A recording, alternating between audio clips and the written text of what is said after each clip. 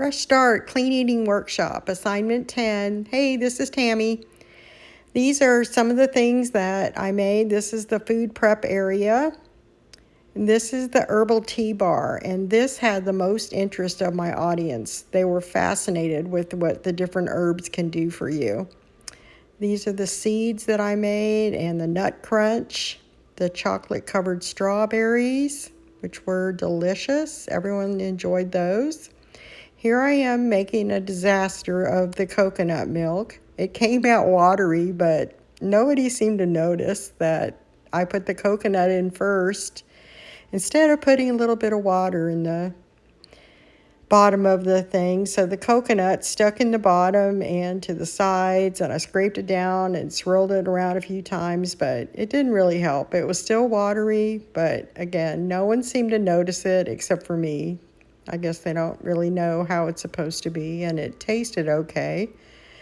But, I just made the milk, and then I moved right on to the Aloha Mama smoothie. And everything turned out fine with that, except the pineapple was thawed out. That was supposed to be my cold element to make the smoothie cold, and I didn't have any ice, so just moved on. My mom liked it. My mom will definitely let you know when she does not like anything. So overall, this, coconut milk didn't really work, and it could have been the reason too that the chia pudding took so long to set up. But anyway, we just moved on, and here I am grilling in the electric fry pan the chicken apple sausage, the pineapple, and the veggies are in here now. I put the eggs in after everything was almost done. And everyone, I wish I would have had more to talk about when I was doing this, and I grabbed my favorite little spatula instead of a real spatula. But anyway, I'm crazy about that spatula, and I told everybody that it's getting worn out, and if they want to get me something for Christmas, I could use some more of these. So here we go. The grilled pineapple turned out great. The veggies were perfect.